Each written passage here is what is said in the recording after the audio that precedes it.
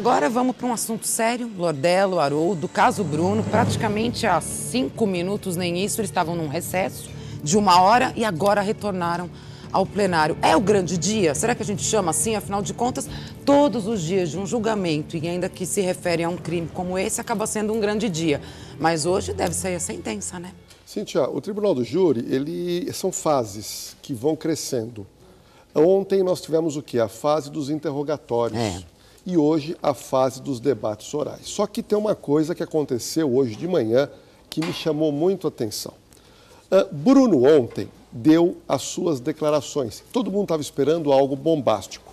E o que ele disse foi o seguinte: ontem, como mandante, eu nego, mas de certa forma me sinto culpado.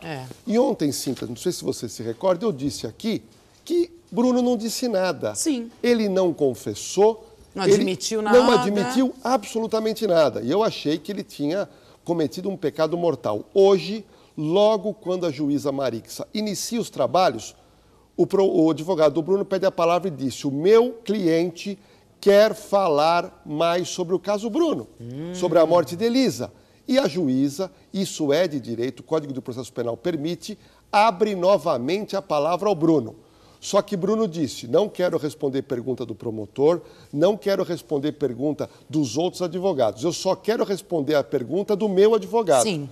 E o doutor Lúcio Adolfo fez apenas uma pergunta. Ele perguntou hoje de manhã ao Bruno: Bruno, você sabia que Elisa ia morrer?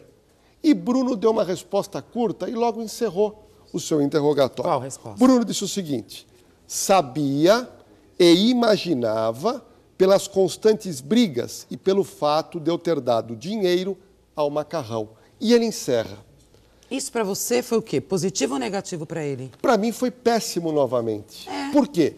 Dr. Lúcio Adolfo, antes de entrar na audiência de hoje, ele comentou com alguns jornalistas, dizendo o seguinte: olha, o Bruno não foi claro ontem, ele não confessou o que ele tinha que confessar.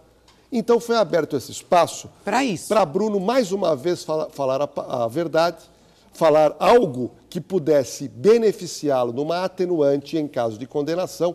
E para mim, na minha opinião, ele novamente não abre o coração. Deve ter falado uma frase combinada, mas para mim esse tipo de frase não é admissão de culpa nenhuma. E aí nos chama também a atenção que logo em seguida, dada a palavra ao promotor de justiça, imediatamente o promotor pede a absolvição de Daiane. Também é uma surpresa. Para mim é uma surpresa, eu li esse processo inteiro, eu sei o quanto Daiane prejudicou as investigações do Dr. Edson Moreira. Ela mentiu, isso é fato. Se você pegar o que ela disse na delegacia, depois o que ela disse no fórum e agora no tribunal, são testemunhos que vão para lá e vão para cá, mas o promotor entende e provavelmente ela vai ser absolvida. E por que ele pediu essa absolvição? Por quê? Qual a intenção do promotor? Olha, ontem a Daiane foi ouvida. Sim. E ela Anteontem. Ela abriu o coração.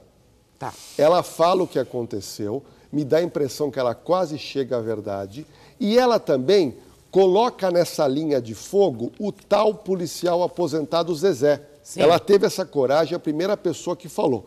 Eu não sei, aqui é uma suposição, se houve algum tipo de acordo para que ela apresentasse o nome dessa pessoa e, eventualmente, fosse beneficiada com uma absolvição, que eu acho que é um exagero. Agora, muito forte. Muito forte. Agora, o que nos chamou a atenção ontem nas declarações de Bruno?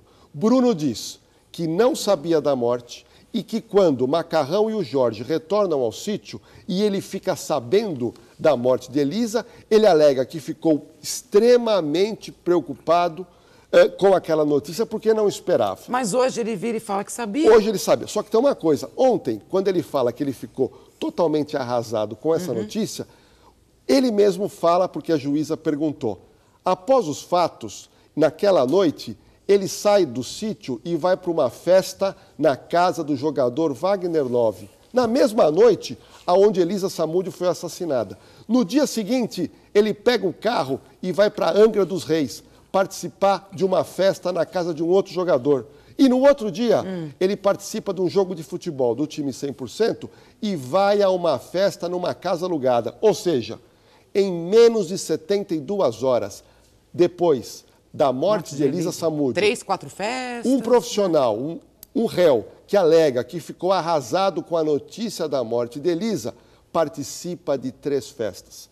Portanto, tem muita contradição. Eu né? acho que o Bruno teve toda a possibilidade de tentar não reverter para uma absolvição, Sim, mas para uma diminuição de pena. Eu entendo que o tipo de argumentação, esse tipo de linha de defesa é suicida. E por que eles adotaram essa Agora, linha de defesa? Eles acreditam que vão absolver Bruno.